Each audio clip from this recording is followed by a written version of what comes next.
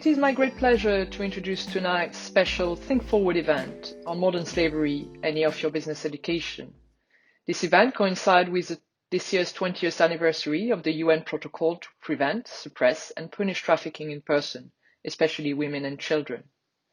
It is a result of 3 months of work with 3 of our Masters 1 Programme des Grandes Écoles students, Lea Nucciarelli, Roxane Cadiz-Guillon, and Fiona Simonucci. In this evening event, they will speak about why and what do we expect to learn about modern slavery in business school in France. And their presentation will be then followed by an important keynote by Umila Bula, a South African human rights lawyer, and importantly, the former United Nations Special Rapporteur on contemporary form of slavery, including its causes and consequences. Her talk will be then followed by 3 interventions looking at the structures and dynamics of the continuum of exploitation leading to modern slavery in business. This includes Professor Erica George, Director of the Tanner Humanities Center, and Simon D. Thurman, Professor of Law at the University of Utah, who will tell us about race inequality and modern slavery and how and why these matter for business education. She will be followed by Dr. Lara Bianchi, Assistant Professor in Business and Society, part of the Rights Lab at Nottingham University Business School, who will look at the gender dimension exploitation in business supply chain. And I will conclude the event by talking about migrant workers and barriers to free movement and work, and how this leads to a continuum of exploitation of this particular vulnerable group, and why and how these matter for business education. Our talk will then be followed by a Q&A discussion, where we will pick up questions from our online audience. I'll leave you listening on. So, hello to all of you. We are pleased to have you tonight for this event. And so I give the mic to Philippe Monin, which is Vice Dean of SKEMA Business School. He will introduce this event. Enjoy. Thank you very much. Thank you, Frederic. Dear students, dear professors, dear colleagues, dear Umila Bula, who will join you slightly later. It's my pleasure on behalf of our Dean, Alice Guillon, to introduce this very special event. Special because I guess that for the first time the business school will address a very important topic, topic of modern slavery. I promise to be very short, as we are slightly late today. This event has been organized by a group of master students, 3 students, so thank you to all of you, and their professors as part of the Think Forward seminar series. This Think Forward seminar series epitomizes what SKEMA Business School intends to develop: an inclusive, comprehensive, and transdisciplinary model of education for society. This event coincides with this year's 20th anniversary of the United Nations Protocol to prevent, suppress, and punish trafficking in persons, especially women and children. As we all know, despite being illegal in most countries, modern slavery and its diverse forms of forced labor especially thrives in today's world. Current accounts tell us that roughly 40 million people would be trapped in modern slavery worldwide. 1 out of 4 being children, so 10 million. And of course, as we know, with the COVID-19 crisis and the successive lockdowns that have prevailed worldwide, with the related social isolation measures that have been implemented, the lives of the people who are the most vulnerable to slavery have been badly, profoundly affected. And at the same time, these social isolation and lockdown measures have disrupted the existing ongoing anti-slavery efforts. So tonight we'll be examining the antecedents, the causes of this forms of human exploitation. They are diverse, they are complex. As you may know, several countries have recently adopted anti-slavery legislations to eliminate it. There is also some signs of hope as a number of big organizations and businesses are recognized and acknowledged that they have a special role when they develop their value chains worldwide. So, as you understand, modern slavery raises very important questions for business, and yet, surprisingly, this is a very emerging topic that has not been yet addressed significantly in programs or in research in both business and management schools. So what we'll do tonight in a number of stages is to examine these topics. I would like to first invite our students. And again, I would like to thank you all three to have prepared this event for a short talk. And then we will invite our guest speakers and colleagues, scholars. So thank you for being here, and I give you the floor. Enjoy the evening. So thank you. Good evening, everyone. I am Leah, and with Roxanne and Fiona, we are M1 students who had the chance and the opportunity to organize this event with Samantha Goethals and the track ThinkForward. We would like, first of all, to thank each one of our speakers who agreed to participate to this colloquium, and also to everyone who joined this meeting to learn more about this unknown but very important topic, especially for us business school students. Before we start, we wanted to let you know that during the whole presentation, you can ask questions if you want on the chat, and we will be pleased to answer to them after everyone has done this presentation. To begin with, we would like you to test your knowledge on modern slavery with this WooClap.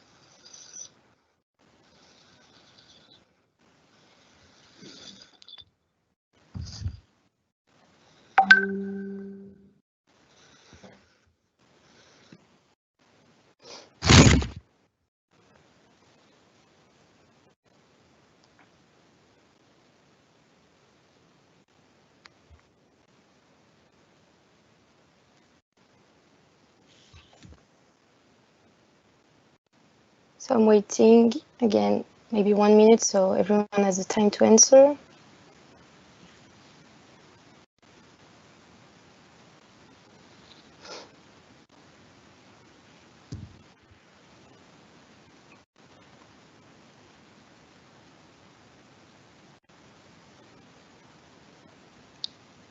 Okay, we're almost there.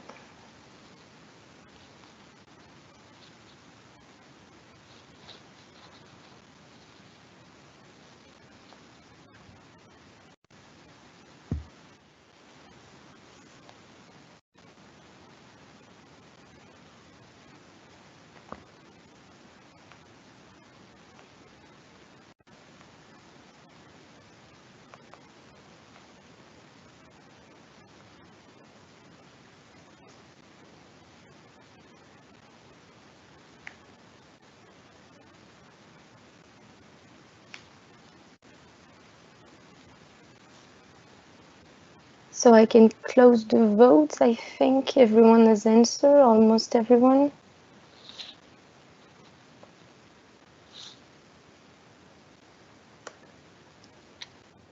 So the right answer was this date. We can go to the next question. So when was slavery abolished in the UK?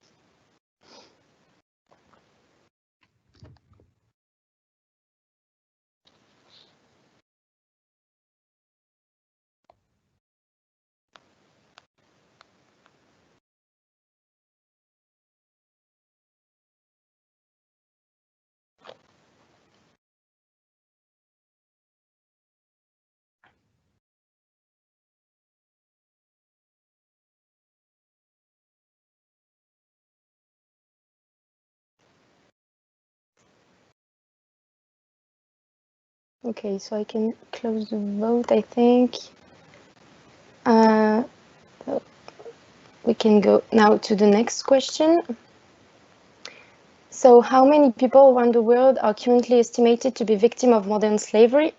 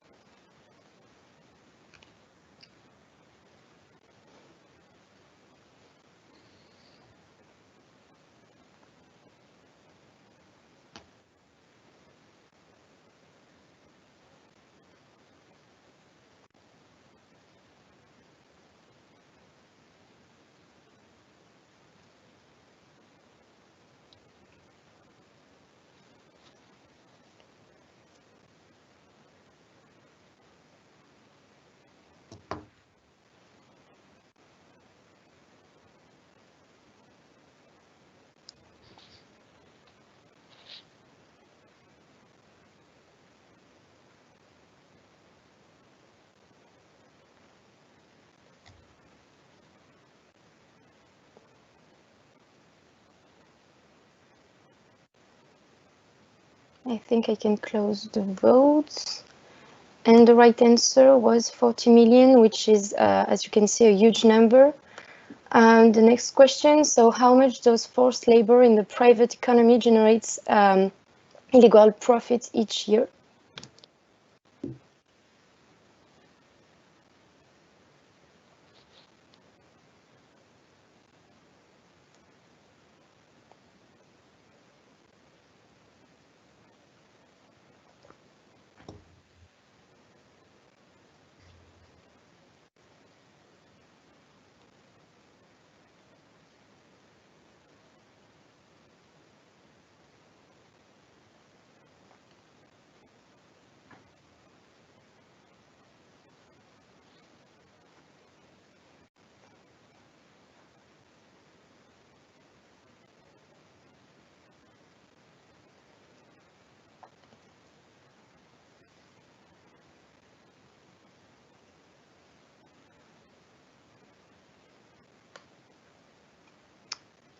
So the right answer was this one, and I think that this figure really explains why there is still slavery in our modern world. And the last question is slavery is illegal in most countries, but hasn't been criminalized?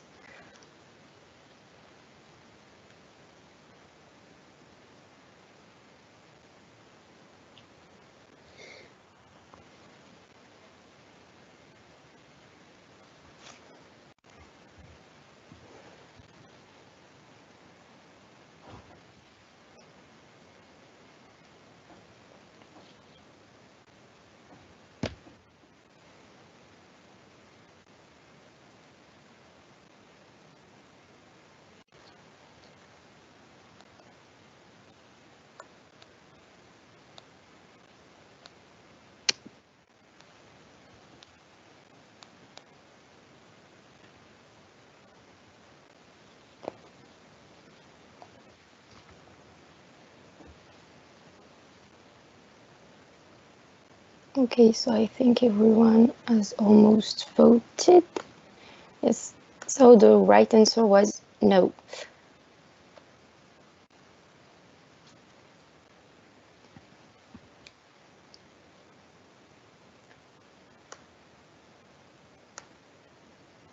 Okay, so thank you for your participation. To go back a bit earlier, it's important to remember that slavery, defined in the Cambridge Dictionary as the activity of legally owning other people who are forced to work for you or obey you, is supposed to have disappeared since the 19th century. In fact, countries after countries, as we can see in this slide, slavery has been abolished. But in the last decade, a number of states have adopted laws that Fiona will present you after me, that requires that business act to eliminate slavery in their operation. Therefore, we can easily understand that slavery still exists, and it's a result from the dynamic of the globalized economy we're in. That's why us students must realize how our way of consuming, but also managing and learning in schools has an impact and can change the situation for many people. So what happened in the world today? So let's talk about nowadays. In fact, in the Anglo-Saxon world, we can observe during the last 10 years voluntary transparency and reporting by businesses. Firstly, in the United States, the California state approved in 2012 the California Transparency in Supply Chain Act. It provides consumers with critical information about the efforts that companies are undertaking to prevent modern slavery in their product supply chain.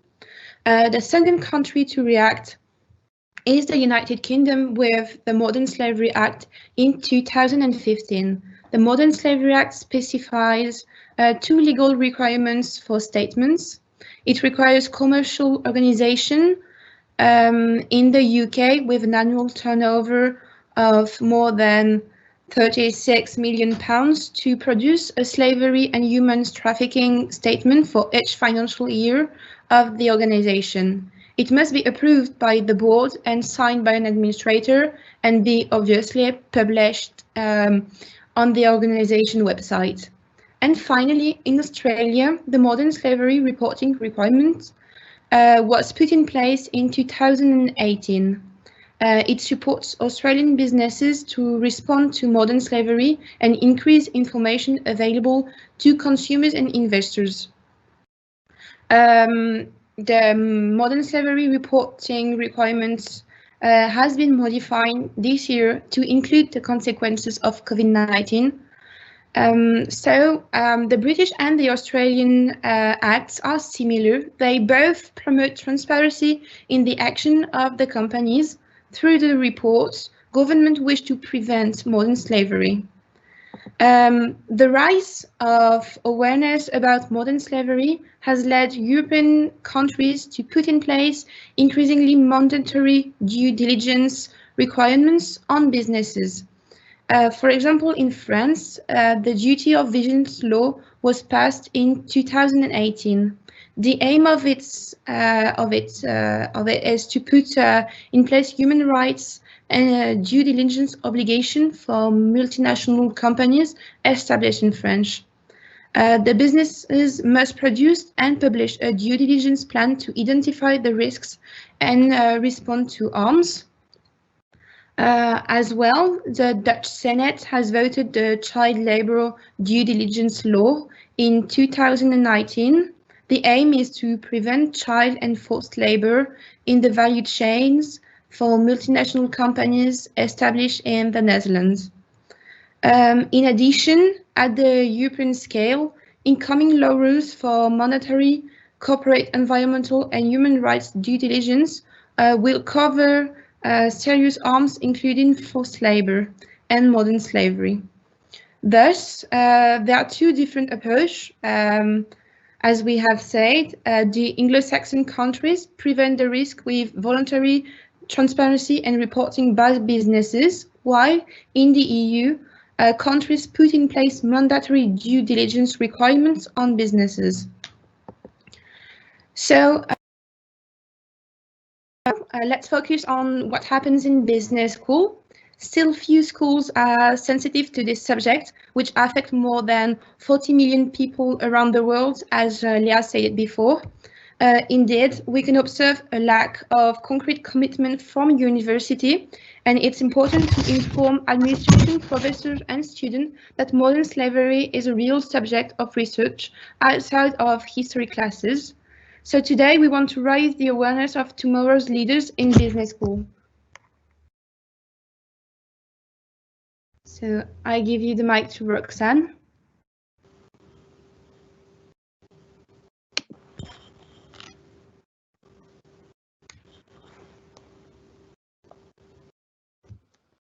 Roxanne, we can't hear you. Roxanne, we can't hear you.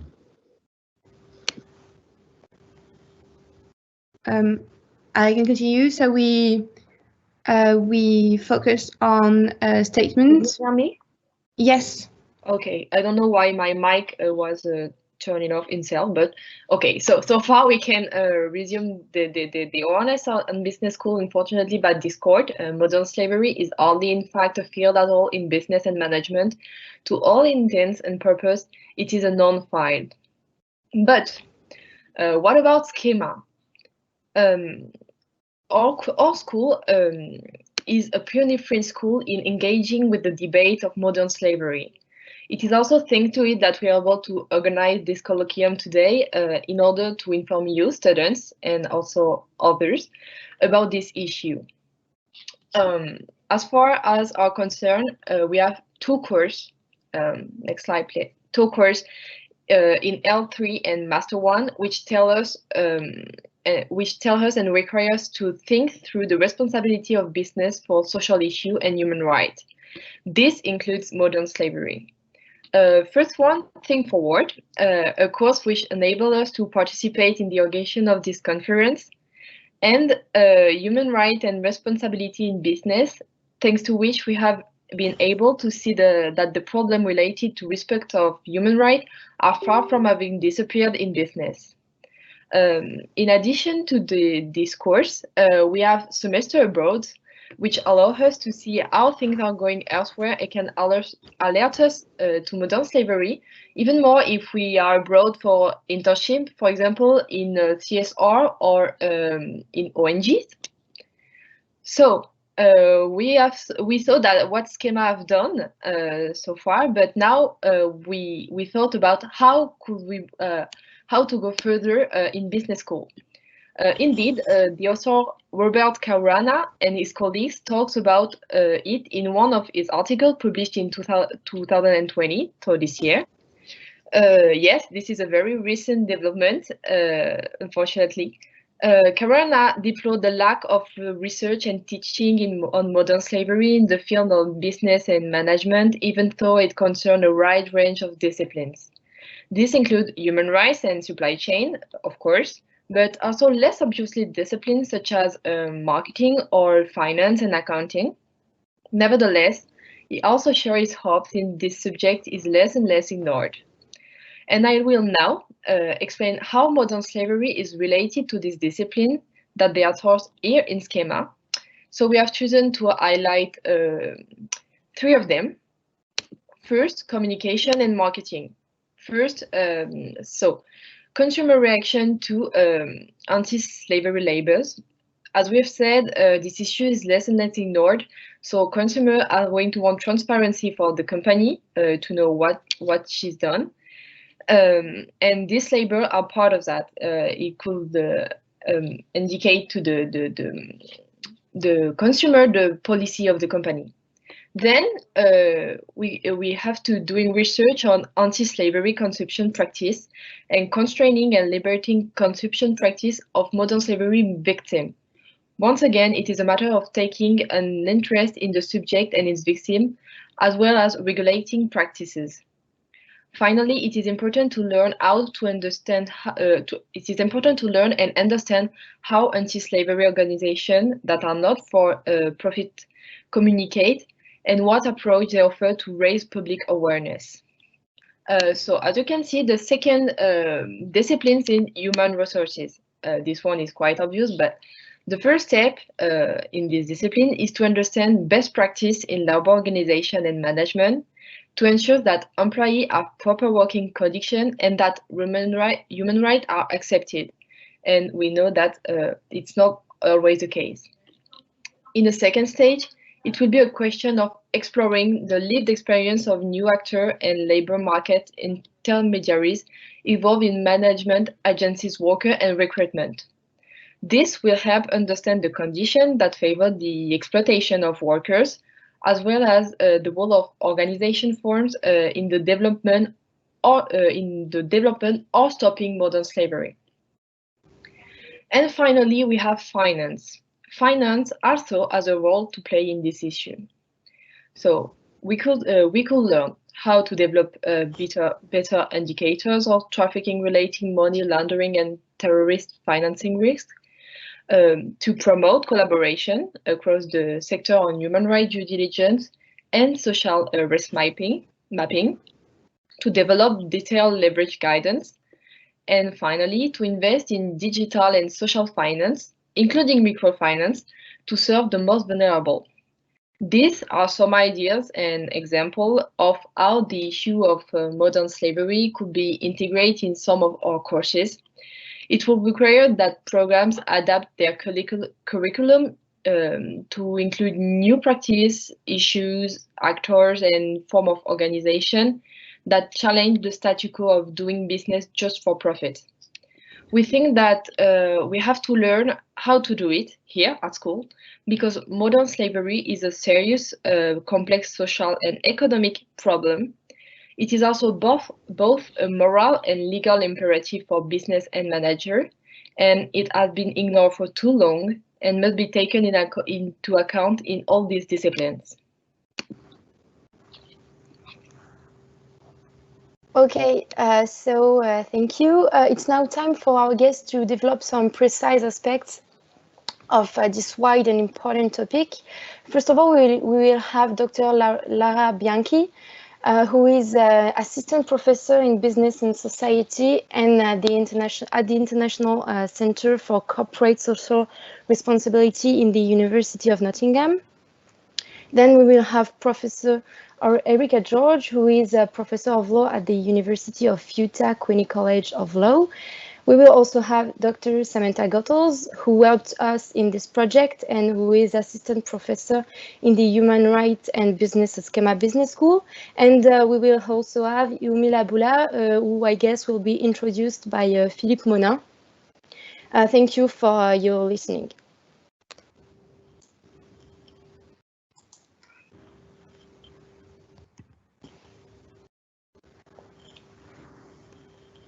Well, thank you. Well, this is my pleasure to take the lead to introduce you. You have been a special rapporteur at the United Nations. So this is really a very special time. So I would like to give you the room, please.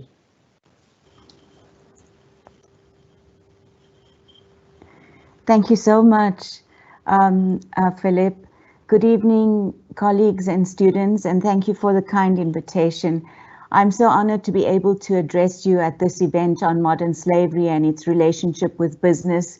And I'm also very pleased that I follow on after the students, because I think that your presentation and the issues you've raised are very interesting, and in fact touch exactly on some of the points I wanted to make in this brief presentation. So I'll adapt some of what I wanted to say about the UK legislation and the Australian legislation, because you are clearly already on top of all of the issues. Last year, I participated in a BBC documentary which raised the issue of whether technology companies can be held liable for enabling illegal online slave markets by hosting or allowing apps on their platforms that promote slavery. An undercover investigation opposed the common use of apps in Kuwait and other Gulf Cooperation Council countries to buy and sell migrant domestic workers. In one situation, an employer offered a 16-year-old child from the Gambia for sale. The employer was aware that the child's forged identity documents recorded her age as 23, and although she had a contract for the child to work with her, she wanted to sell the child to another employer. She was also aware that under Kuwaiti law, although Kuwait has more protection than most other countries for domestic workers, if the child was not sold to another employer or took another contract, she would be in the country illegally and could then be imprisoned and charged with a criminal offense. Following engagement with technology sector companies and some of the Silicon Valley giants about whether they conduct any human rights due diligence in their activities and operations, Facebook said it had banned some of the hashtags that were used in that app to sell domestic workers, and that it had taken down 703 accounts from Instagram. Google and Apple said they were working with app developers to prevent such activity. This is just one of a multitude of examples of how modern slavery can blatantly exist in the economy, and businesses, either known or unknown to them, can be complicit in violating the fundamental prohibition in international law against slavery. Modern slavery occurs in all sectors of the industry and is said to result in 40 million workers being in slavery. According to the ILO estimates, 25 million of those 40 million are in forced labor, and 15 million are said to be in forced marriage, which is another form of slavery. As already pointed out by the students, the ILO research indicates that an estimated $150 billion in profit is said to be made annually through this illegal activity, which is just the tip of the iceberg. Also, 90% of forced labor occurs in the private sector, either in the informal or the formal economy. Globalization has led to businesses in developed economies using supply chains involving suppliers in developing economies. The lower levels of these supply chains have been shown to be at risk of products or raw materials being sourced from home-based or small workshops in the informal economy and made in situations of debt bondage, forced labor, and the worst forms of child labor. Slavery in the form of forced labor is said to be common in the agriculture sector involving commodities like palm oil, cotton, cocoa, tobacco, and food. Production in this sector often relies on temporary or migrant labor. There was evidence of such practices in my visit to Italy, where African migrant workers told us that they toiled long hours in conditions of slavery to harvest and process fruit and vegetables for export to the European Union and elsewhere. Competition to produce at the lowest cost enhances the risk of modern slavery being involved in agriculture, especially the risks of debt bondage and forced labor. And the workers most vulnerable are indigenous people, ethnic and racial minorities, migrant workers, women and children. Also in Southeast Asia, it is well known that workers have been enslaved on fishing vessels to supply seafood to supermarkets in developed countries. This has said to be exacerbated under COVID-19, since given the pandemic, many fishing vessels on the open seas are not allowed to dock, resulting in perpetuation of these slavery conditions that workers face. The mining and the forestry sectors have also been cited in reports on forced labor in global supply chains. And in these sectors, risks include vulnerability arising from the isolated nature of workplaces, as I found in my visit to the Chaco in Paraguay. The role of private security firms to maintain control and coercion over workers. The presence of organized criminals who are attracted by the high-value commodities such as gold or other minerals, and who even traffic workers to conduct and perform forced labor in these sectors. This is also fostered by weak regulation and law enforcement. In the context of mining, a report on cobalt mining in the Congo last year has led to a class action suit being brought against electronic companies being complicit in the use of child labor. In the garment sector, modern slavery occurs in the complex subcontracting that characterizes the industry, where fashion retail is much sought after and generates immense profits. The fast turnaround time for global fashion brands means that exploitation of women and children is common to meet production targets. Global brands are oblivious to home-based and informal workshops, and subcontractors are often overlooked both by labor inspections and company due diligence systems. During a visit to El Salvador, I met with a number of women workers working in home-based, in their own homes really, to embroider fabric. And they were part of a global supply chain that resulted in those pieces of embroidered fabric being sold to fashion retail companies in New York and elsewhere. But they reported being completely exploited for their labor, being subjected to very difficult to achieve production targets, working long hours and often not being paid if they fail to meet production targets.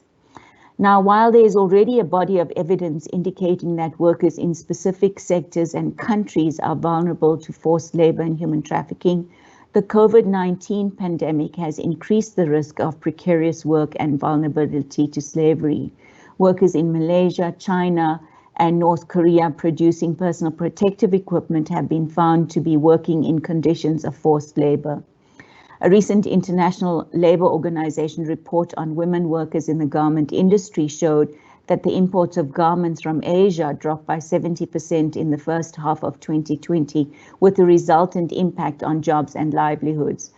The International Labour Organization's research has also shown that in the second quarter of 2020 alone, the global loss in working hours was equivalent to 495 million full-time jobs. As we all know, the right to be free from slavery is a universal and peremptory norm of international law from which no derogation is permitted. It emanates from the Universal Declaration of Human Rights, which in Article 4 states that no one shall be held in slavery or servitude. This right is entrenched in the Slavery Convention of 1926 and the Supplementary Convention of 1956. It includes institutions and practices similar to slavery, such as debt bondage, servitudes, forced marriage, and sale of women and children for exploitation. States therefore have an obligation under international human rights law to respect, protect, and fulfill the human rights of all persons under their jurisdiction. This includes the duty to protect individuals and groups against human rights abuses committed by private actors such as business enterprises. Forced labor as a form of modern slavery is prohibited in the ILO Forced Labor Convention number 29. The right not to be subjected to forced labor is also enshrined in a number of other international instruments, including the ILO Abolition of Forced Labor Convention number 105, the International Covenant on Civil and Political Rights, and the International Convention on the Protection of Rights of All Migrant Workers and Members of their Families. The Protocol of 2014 to the Forced Labor Convention, which is now in force, outlines measures for prevention and elimination of forced labor and emphasizes the need for victim protection and access to effective remedies. One of the preventive measures it sets out is supporting due diligence by both the public and private sectors to prevent and respond to risks of forced and compulsory labor. Now, what about the business responsibility to protect against slavery? The United Nations Guiding Principles on Business and Human Rights, unanimously endorsed by the Human Rights Council in 2011, reflect international standards on corporate human rights conduct. They validate the duty of states to protect against and redress business-related human rights harms. This is to be done through effective policies, legislation, regulations, and adjudication. States have to clearly set out the expectation that all business enterprises domiciled in their territory and/or jurisdiction respect human rights throughout their operations. The UNGPs impose responsibilities on businesses for compliance with certain norms and standards. Despite this, there is still widespread lack of corporate accountability for human rights abuses in business operations, and in recent years, there has been a growing impetus towards a mandatory requirement for companies to conduct human rights due diligence. In the UN, as a result, there's a multilateral working group set up to discuss a binding law that will seek to make corporate human rights due diligence and reporting compulsory.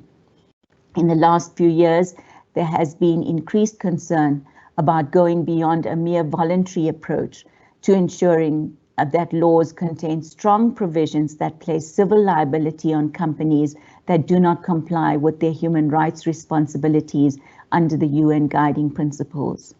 Brazil has for many years had in place a dirty list, which prevents listed companies who have had penalties imposed for non-compliance with anti-slavery legislation from accessing finance from banks and government procurement. As has been mentioned by the students today, a number of EU member states have begun to put in place mandatory measures that reinforce corporate responsibility for human rights impact and go beyond voluntary approaches. This includes reporting requirements regarding human slavery, such as human trafficking and forced labor, as well as human rights and environmental due diligence.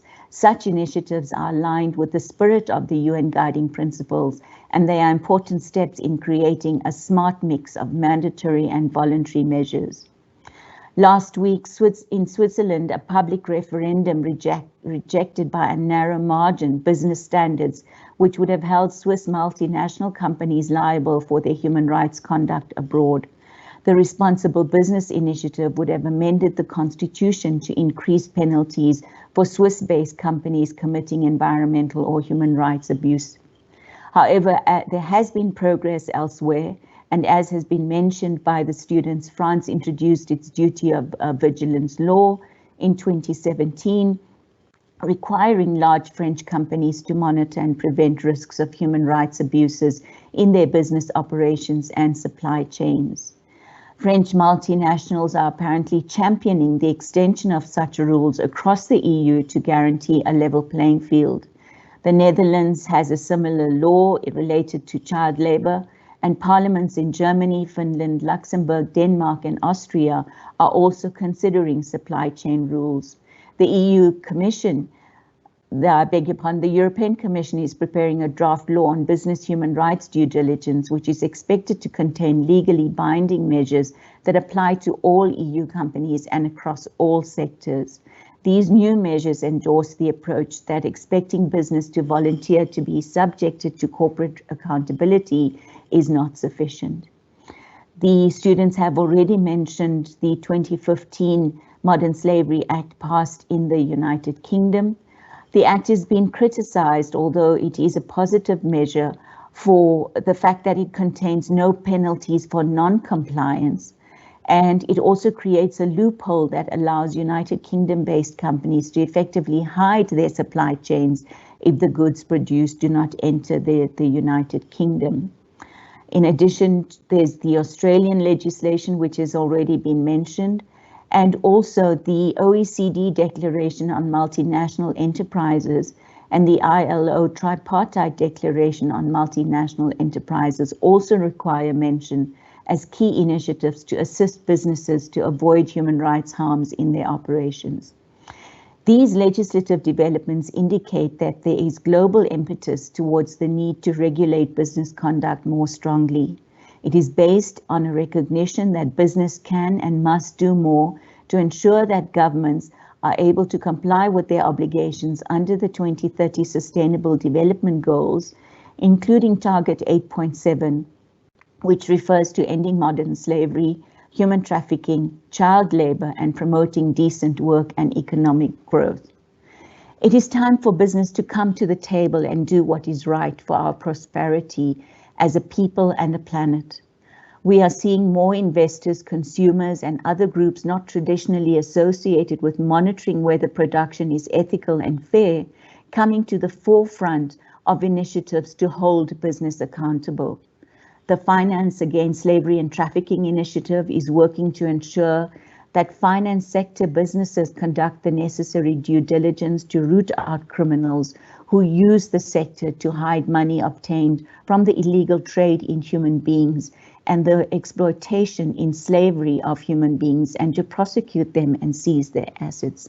This is part of strengthening the rule of law globally to make sure that there are no legal gaps that can be used to further exploit human beings in conditions that have no place in our world. It is also an effort to ensure that there is increased global cooperation amongst companies involved in the finance sector, as well as global businesses, to ensure that transactions that occur across borders are also covered under the ambit of regulations and legislation. I want to conclude by again commending the students and to say that your role as future leaders is critical to make sure that the norms and values of the United Nations and of the Universal Declaration of Human Rights are translated into reality. in a future where equality, equal dignity, and equal access to decent employment for all becomes a reality. I wish you well in these endeavors, and I look forward to engaging with you and to hearing from my colleagues about the initiatives that they propose taking in relation to business and human rights compliance and modern slavery. I thank you.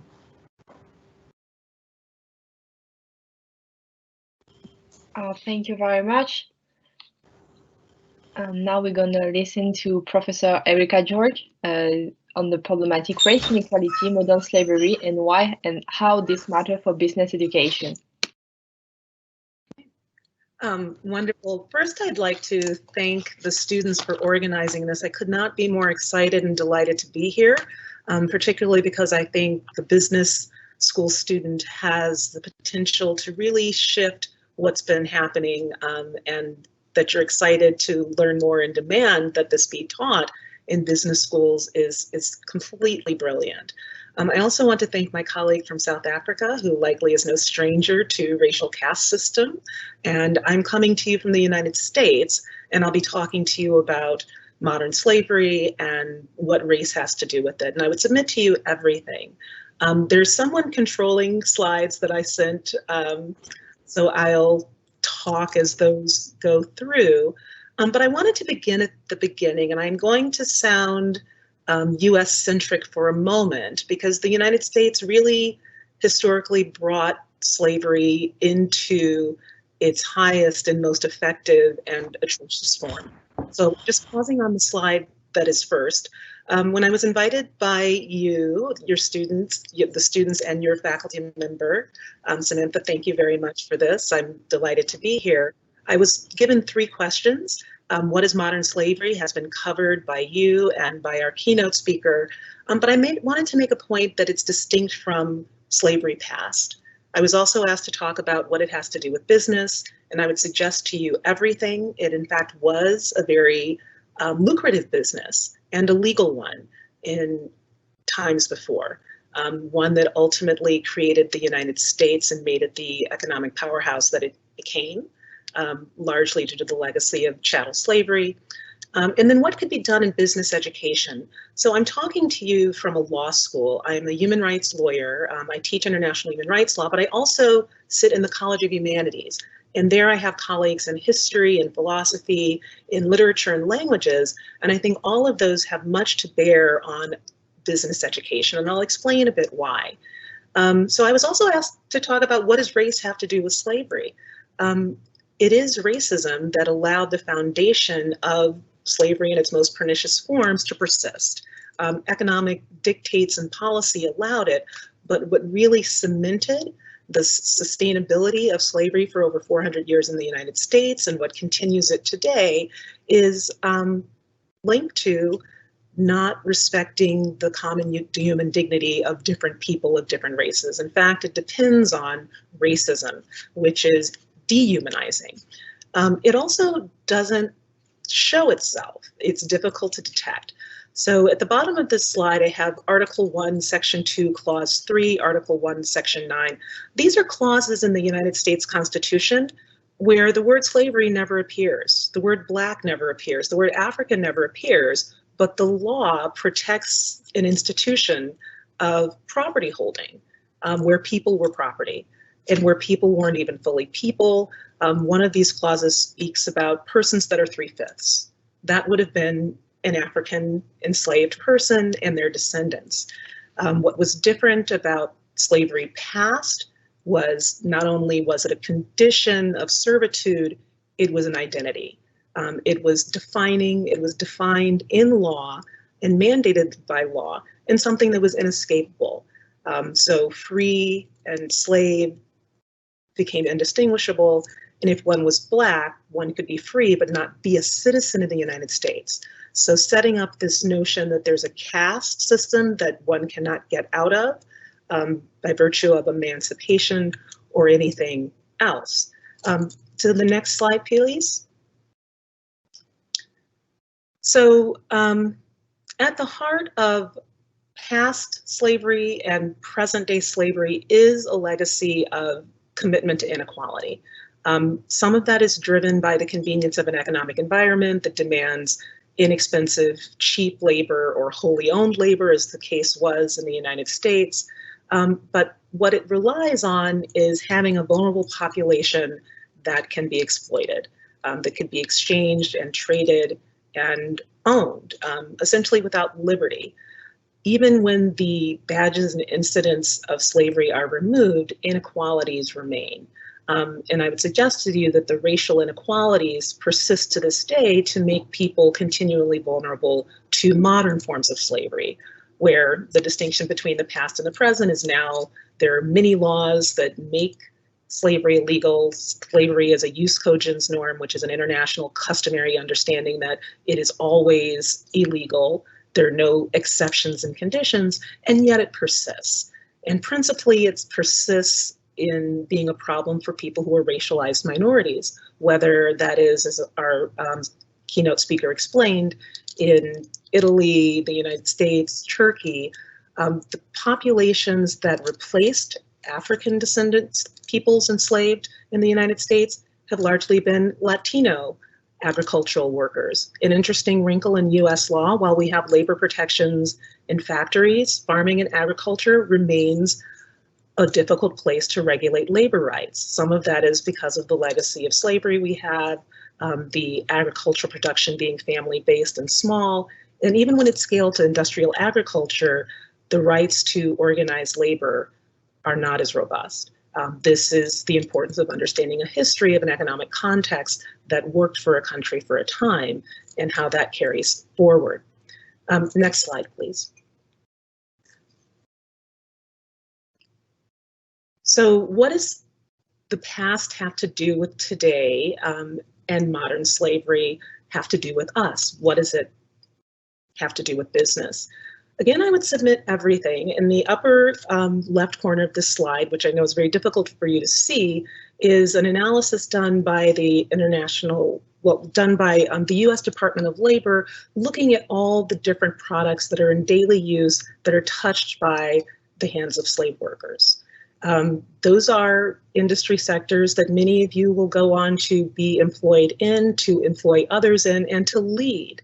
And leading means looking back at the context in which the social conditions are that create the vulnerabilities that may introduce themselves into your supply chain. So what does this mean for your education? I think the humanities have something to offer here, because through the humanities, the studies of liberal arts kinds of subject matters, the excellent slide talking about finance and marketing and human resources, undergirding all of that is the importance of being able to understand and identify a problem, and then having the imagination and the ability to innovate out of the causes and conditions for the problem. So I would suggest that we know that the business environment and landscape that you will enter into, and the one that I hope you will look to study, will be concerned with stakeholders. We know that there are multiple actors involved in the complex processes of production, whether it's agricultural or apparel or electronic. Having the capacities to confront those challenges, to have the important conversations with people from a range of different perspectives, positions of power, comes from the capabilities that we gain from studying the humanistic disciplines. We also need to understand the importance of inclusivity, and we cannot do that without understanding the causes and consequences of inequality. So being able to appreciate that legacies of inequality are lasting. The slide that has the image that's black and white, those are enslaved African descendant peoples in the United States. We know that there's a persistent problem with racism in the United States. There's a vast racial wealth gap. So even though people were working, they were not gaining the fruits of their labor. Those legacies have resulted in reparations lawsuits against financiers and insurers that insured slave ships that were complicit or caused or were directly connected to the kinds of oppression experienced in historical slavery. So the legacy lives on. The last image I have here are farm workers in California. We have problems in the United States, and our keynote speaker has suggested they are truly universal with trafficked labor in vulnerable conditions. These are economic issues. Business school at its heart is concerned with economics, but there could and should be more. So next slide. Our speaker spoke to you about the UN Guiding Principles on Business and Human Rights, and conceptually respect is what's anchoring the pillar that discusses corporate responsibility. Issues of ethics, philosophy help us understand how we unpack the notion of what it is to respect another, what it is to understand dignity, what justice means. So a little cartoon to the side, what is it that a business student needs to know about human rights? I would hope a lot, more than just human rights law, but how are you going to show up in your full humanity as you're advancing in your career, as you are shaping what business looks like in the environmental context that you will create or inherit going forward as we move to a post-pandemic world. And that will require inclusivity. So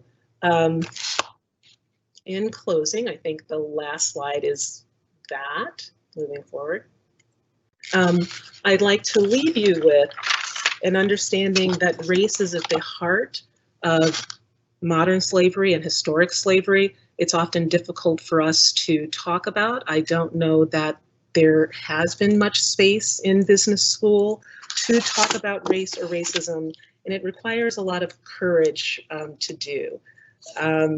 There is a popular book that I've been sharing with my students, How to Be an Anti-Racist. The United States has a long and ongoing conversation about race and anti-racism and racism, but what does it mean to not situate people as a problem, but look to the policies and conditions that put people in the positions that they are? So if we're going to take seriously racial inequality, we have to take a serious look at what we learn, perhaps what we don't learn, and have some courage and curiosity to be able to expand beyond the binaries of what our conventional education has given us to this point. So I commend you, students, for being willing to call these questions into your curriculum. Thank you for that.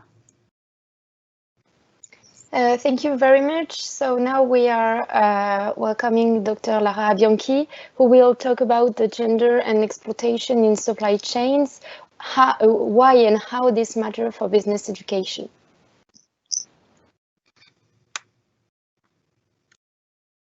Hi, everybody. And it's obviously a pleasure to be here, at least virtually, and many thanks to Samantha, first of all, for the invitation, and also to all the students who organized the event. My name is Lara. I'm an assistant professor in business and society at the University of Nottingham Business School. And I work with Professor Caruana, who Roxanne used for framing the theoretical setting of this event. So it was nice to see that. I work on business and human rights, and specifically I work on women's rights in global value chains. And my job here today is exactly to talk to you about gender and extreme forms of exploitation.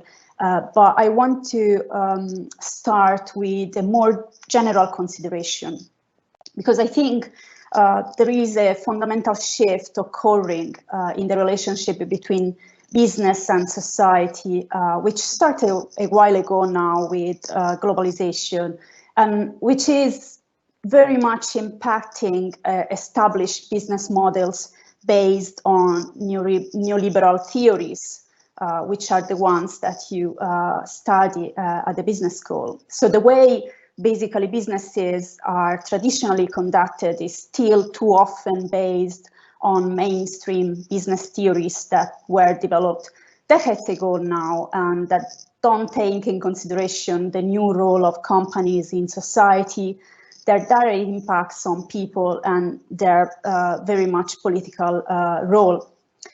However, if we want a better society, a more sustainable one, I believe that we need to start from changing what we teach to our business school students. and reinforcing the idea that the only interest that business managers have to honor is the interest of shareholders is simply not good enough. So we need new business leaders and new business managers that understand the complexity of our society, that appreciate the impacts of business conduct on humanity. And we must educate business people on how to be context sensitive, on how to take their own responsibilities, how to be accountable for their actions, and how to fulfill the interest of a company while at the same time not abusing people's rights. So the first article of the Universal Declaration of Human Rights proclaims that all human beings are born free and equal in dignity and rights. But are they? Women and girls definitely experience multiple and intersecting forms of discrimination, vulnerability, and marginalization throughout their life course. And gender plays an important role in shaping patterns of extreme exploitation. Social norms and gender power dynamics make women disproportionately vulnerable to modern slavery. The International Labour Organization estimates that women and girls account for the majority of forced laborers globally, even if we exclude sex workers and sex exploitation. And in particular, women and girls represent 71% of modern slavery victims. And this means that around 29 million of women and girls endure some sort of extreme exploitation. And key indicators of this exploitation include non-payment or underpayment, physical violence, verbal abuse, deception, food deprivation, and a widespread use of sexual harassment as sexual violence. And vulnerability to certain forms of modern slavery is indeed rooted in gender inequality and gender social norms. It is rooted in the idea that, after all, women are a little bit less equal in dignity and rights than men.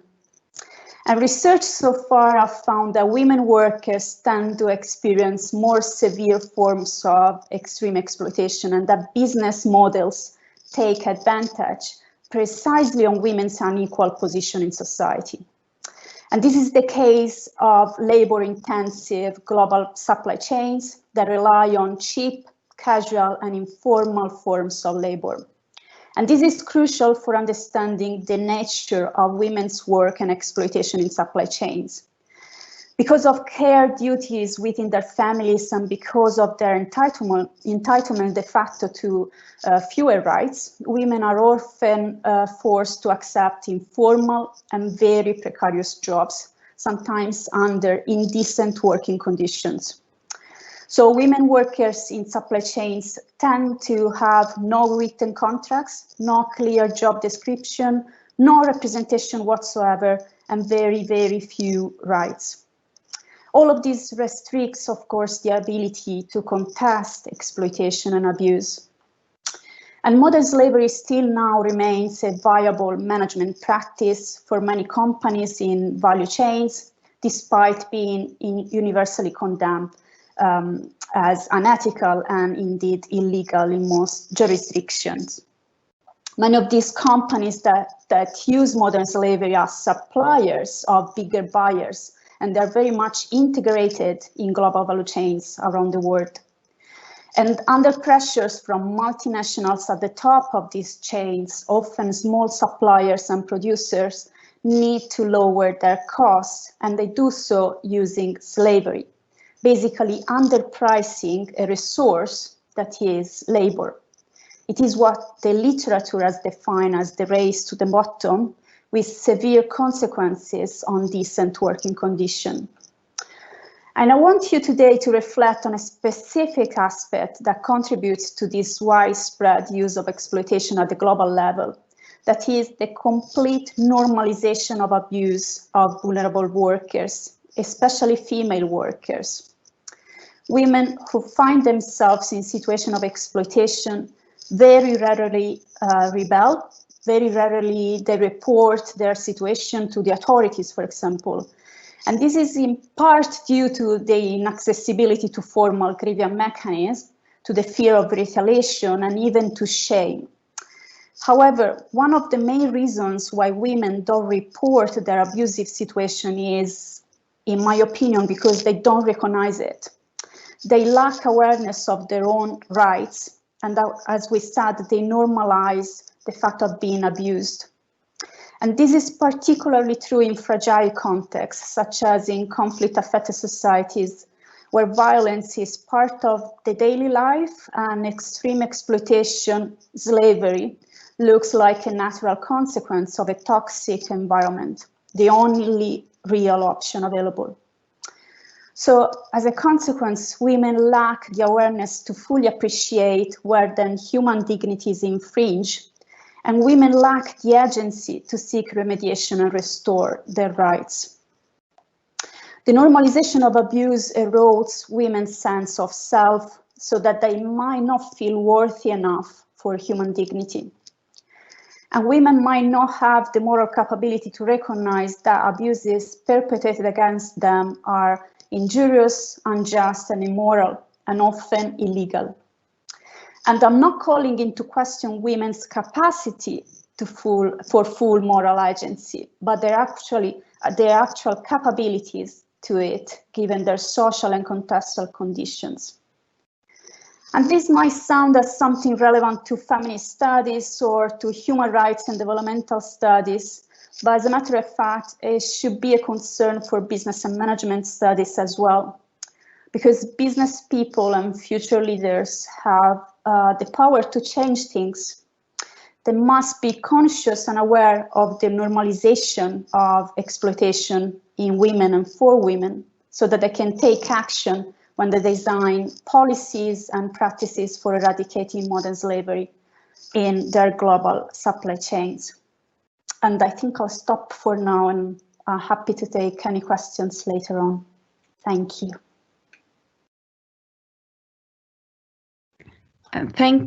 Thank you, Dr. Lara Bianchi, for your speech and your intervention for us tonight. Let's go now with Dr. Samantha Goethals, who is Assistant Professor Human Rights and Business in our school, SKEMA Business School. And she organized this colloquium for us tonight. So the topic is migrant workers and barriers to free movement and work. Why and how this matters for businesses' education. Hi everybody, and first I would like to thank my students who co-organized the event, and also our speakers, Omila Bula, Erica George, and Lara Bianchi. It's a great honor to speak alongside you and to have you for this first ever event on modern slavery at SKEMA, an event which I hope will bring education and courses on the topic, but also on human rights more generally, and the responsibility of business. So I'd like to build on all the speakers' point with regard to various structures of inequality. We talked about race, we talked about gender, but another one which is really close to my own research is the kind of structures that create inequality for migrant workers. So migrant workers are often considered as highly vulnerable to different forms of exploitation, forced labor, including modern slavery in some cases. And this is important for business to consider, as Lara has said, to understand the context and the situation, the experiences of people working within supply chains, within the various operation of a business. So I'd like to bring, in fact, hope you see the slide. There's a lot of tech gremlins tonight. I thought I would bring some of these voices, not voices of slaves, but people I encountered during my research in the UK hospitality sector, where I talked to a number of migrant workers in the year 2013 to 2015, just before Brexit. So these participants to my research, Gracia and Oscar, which I'm quoting here, were Colombian outsourced cleaners. So they worked in hotels, but they were outsourced to recruitment agencies. And I think that testimonies are quite telling about the form of inequalities they encounter socially, also economically, as well as we will see, legally.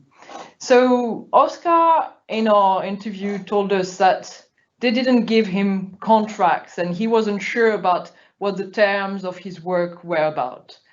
They didn't give you uniforms, only a shirt. What uniform is this? To clean. Workers should be seen and treated as persons, not animals. Dignity was really strong in his intervention, and that was pregnant for the point that he felt not recognized socially, disrespected in his workplace, so much by his managers as well as the people employing him in the hotels and working with him, as well as customers coming to the hotels. He was not seen, he was invisible. And then Gracia continued and expressed how in this country, the UK, sincerely, people who do domestic work live very poorly. They earn poor wages, they live poorly. And in this job, there is no respect, no human rights, nothing for the workers. We are very badly treated here, not physically, but psychologically. And she continued. She explained that if you want to go to the doctor on holidays on the 0 hours contract, you can't. So I ask, what are these rights in this country? Why do I have to wait the following months to get my money? Why does the company keep it? I need it, but I have no rights except to shut up. So these are the sort of testimonies I met from people who work for recruitment agencies, but who basically had no choice than taking these jobs. They were precariously living in the UK. They were documented, but they were under visas that did not enable them to easily change job, did not enable them also to leave the country and come back. So they took whatever they could, and they didn't speak English, so they worked for their peers. But what comes out from these three quotes is so much the economic precarity as the lack of respect and dignity in society, the lack of being seen and being socially recognized as an equal, right? So much for their low-level status, perhaps as cleaner, as well as migrant workers looking different colors, I don't know, not speaking the same language, they were not seen. But also because they worked under contracts that did not allow them to enjoy their rights, their basic workers' rights, including going to the doctor or asking for a holiday. And they were not paid on time. So these are practices that are common in that are commonly experienced for migrant workers who basically don't have the right to speak. They hardly can bargain collectively for their rights and so on and so forth because they don't feel represented. And in some countries, they don't have the rights. So what we have is that vulnerability, migrant workers' vulnerability to exploitation, is a constellation of economic precarity, social discrimination, but also legal inequality. And an argument that is well developed and now recognized in scholarship is that, in fact, questions of labor exploitation and forced labor are also constructed by the laws of the state, in the sense that when you are in a country as a migrant worker and you do not have the freedom to change job, but you do not have the freedom to move either, you're highly restricted in taking jobs that might be highly exploitative. So in the case of Gracia and Oscar, they still had some possibility to move around, but quite limited. And that was in the UK. There are other countries in the world where the law, immigration laws, are creating situations that tie a worker to an employer. And these laws are highly restrictive in the sense that once you're dependent on your employer, you can't really change job, you can't go out of your country, and you perhaps can't even go back home. So here we can think about countries that have developed the kafala system, an employer sponsorship visa system.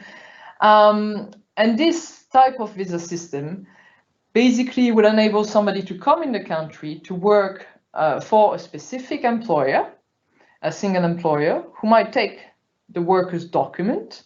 So the worker can't go around in the country because it's not documented, there's no identification. And this worker will also live in the accommodation provided by the employer. So there is a complete dependency and therefore freedom to work, but also the right to freely change, choose, exit, enter and exit a job are completely limited. It is also the authority of the employer that will allow somebody, a worker, to go back to their own country. So this situation creates high restriction within a country, limiting a migrant worker to a job that might be highly exploitative and not being able to change it. In this situation, because the worker is completely dependent on the employer to live and to work, there is also a risk that this person will not be able to access public facilities to go to the doctor because it relies on the transport from the employer. But it might also not be able to access justice in the sense that when you're stuck with an employer, you can't really claim your rights, especially when your employer holds onto your documents. So this creates a situation of near slavery, forced labor, actually because of the law in the country. But this is not just limited to what's happening within the country. This situation has actually repercussion in the whole migration life cycle. That is, if you want to go to a country where you need a visa to pay for, you might need to get indebted. So you create another form of non-freedom in that you owe debt. And in order to repay this debt, you need to work, right? But it might be that when you come to the country where you wanted to get a better wage, well, this wage is not what you were expecting. So there is a continuum of unfreedom that is actually built in the migrant life cycle. The moment the person is looking for work, to being recruited through an agency that takes money from this person and therefore this person gets indebted, who then will ask for more money to deploy the migrant workers, that is traveling and all that. And once in the country where it is being employed, the contracting not the same, the conditions are not the same, and the migrant workers is stuck with this employer without any form of recourse, unless and until the employer gives them the authorization to change job or to return back to the country. So from recruitment to deployment to actual employment and return, migrant workers may be in this continuum of unfreedom, created so much by the social dynamics around them, the relationship it has with the various agents or labor intermediaries that lead them to the country, as much as the laws in the country where it arrives.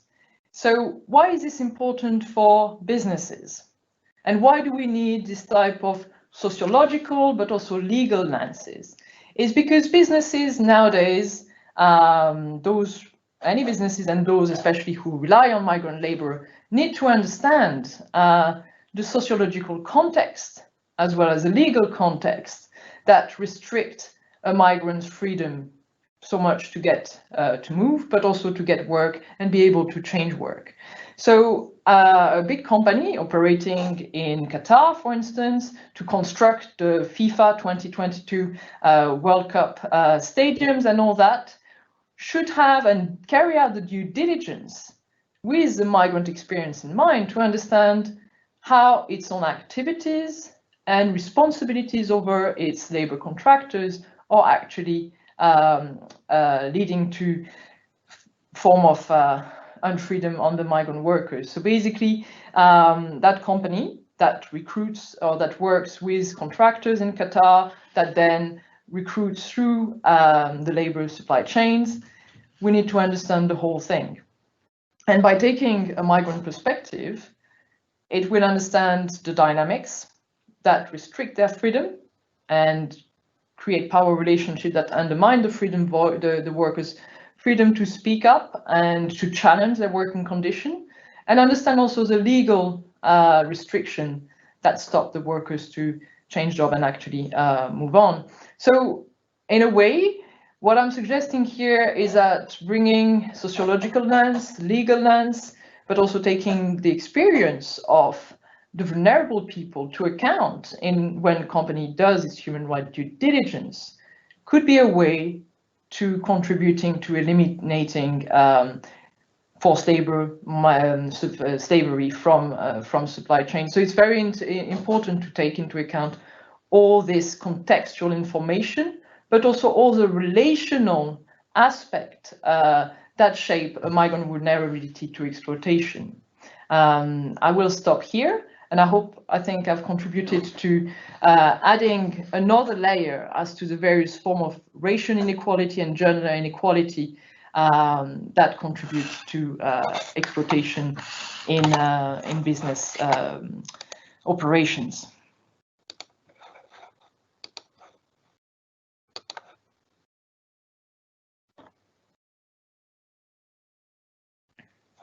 So thank you very much, Samantha, and thank you to all of our speakers. We have a few questions asked by the students. It's not specified to whom, so if someone has an answer, they can answer. So first question, how is any government in the world tackling dark web proxies and black market trade online through routing, I think, virtual private network and privacy?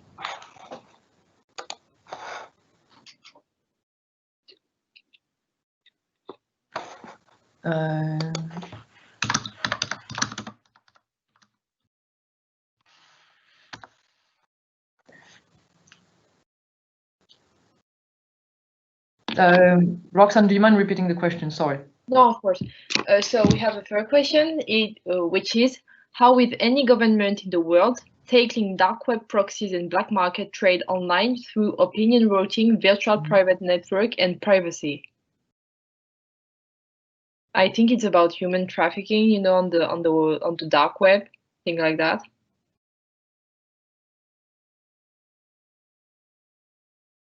If Erica wants to speak, do you mind? No.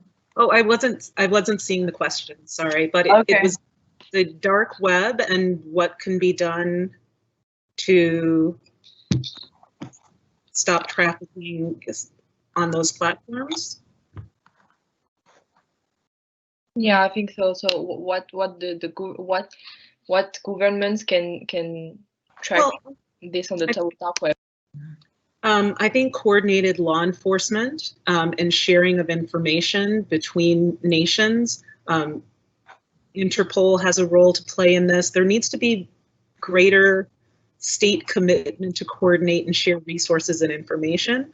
I think often the regulators are very far behind what's happening in the technology space. And to the extent that those efforts are going on, more needs to be done. I am not an expert in this area, but there are colleagues who study white-collar crime who are very interested in ways transparency legislation can help to at least frame how we might think about monitoring, detecting, prosecuting, and punishing that kind of conduct. So, but it would be helpful if those in the business community who are creating these platforms built in protections to prevent misuse or abuse in this way.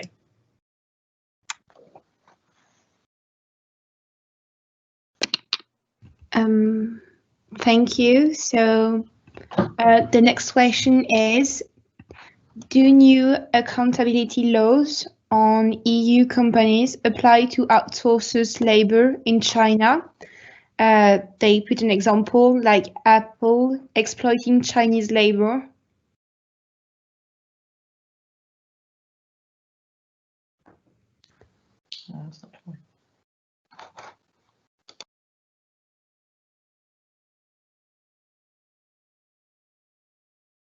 Maybe I can repeat it. So, do new accountability laws on EU companies apply to outsourced labor in China?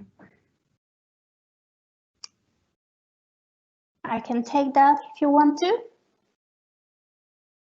Yes? Yeah, of course. So I'm not quite sure about accountability laws in EU companies, but I can speak about the UK Modern Slavery Act. And in that case, yes, there is a direct responsibility for the companies to account for their operations in supply chains. So it extends beyond business operations of the company itself, and you need to report and to account what you are trying to do for tackling slavery within your supply chains, of course, including Asian countries. I think the example reported here is on Foxconn, which is one of the suppliers of Apple. And I would like just to invite you to understand the difference between the company itself and what happens at supply chain level. So in this case, it wasn't Apple directly exploiting Chinese labor, which doesn't mean that Apple wasn't responsible, but it's not a direct responsibility that comes from its own business operations, but it comes from one of its suppliers. So try to reflect as business school students exactly on this, on the difference on the impact of the business model and the length and the complexity of a supply chain and the consequences of this complexity on workers' rights and decent working conditions. Okay, so thank you for answering the question, and also thank you, Erica. There is one last question. There is somebody that would like to know if there is a way to alert some authorities when facing a situation of modern slavery or alleged modern slavery situation. Yeah, I can take that.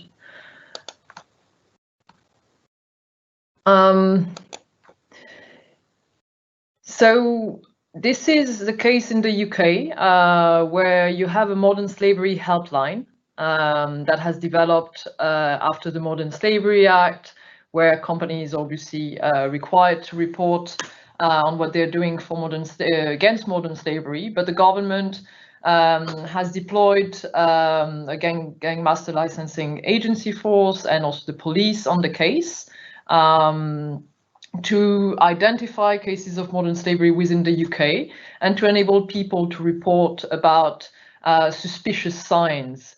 And there is often an incentive or at least recommendation or encouragement for people to observe what's happening in nail salons or car washing facilities that employ a lot of migrant workers, but also if encountering agricultural workers that are far away and can't reach easily form of the police or elsewhere, or would be hidden in a way.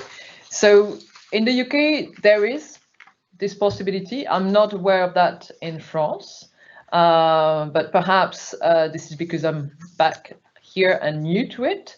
So I don't know if colleagues who've lived in France for a long time are aware of this, if there is any way to report any form of slavery in this country.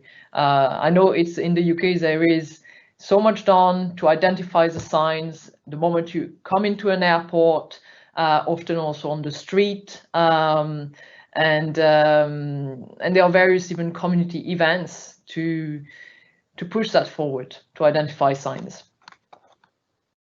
So maybe something to develop in France. Okay.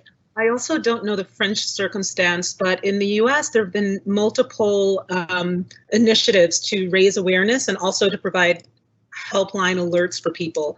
So in the US, we know that particularly in the instance of sex trafficking around major sporting events or big conferences, the hotel and hospitality industry sector, as well as the airlines, have been very outstanding in posting notices on, have you seen something strange, say something, alert and call this number, and law enforcement will be notified to begin to investigate. So, so much of the time this isn't detected.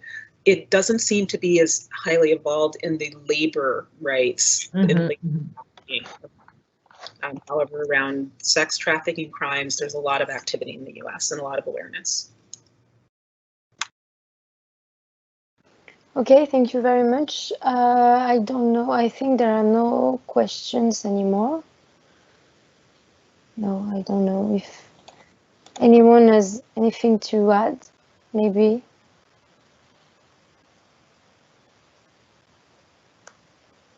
No, okay.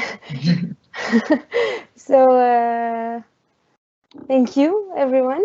Thank you to the speakers. Thank you to the teacher. Thank you to SKEMA.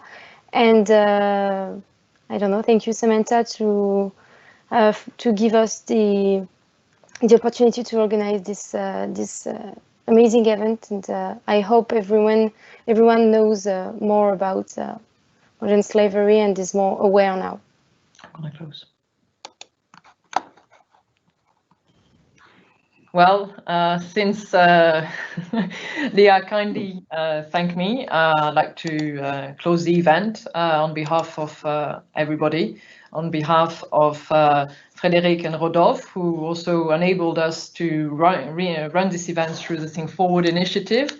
I'm very grateful to all our external speakers. Umila Bula, that was a great honor to meet you again online. And so it was also a great honor to speak alongside Erica George, and thank you so much for your contribution, and a great delight to be speaking alongside again Lara Bianchi, with whom we'll have more work, I hope, together on the question of normalizing vulnerability to come.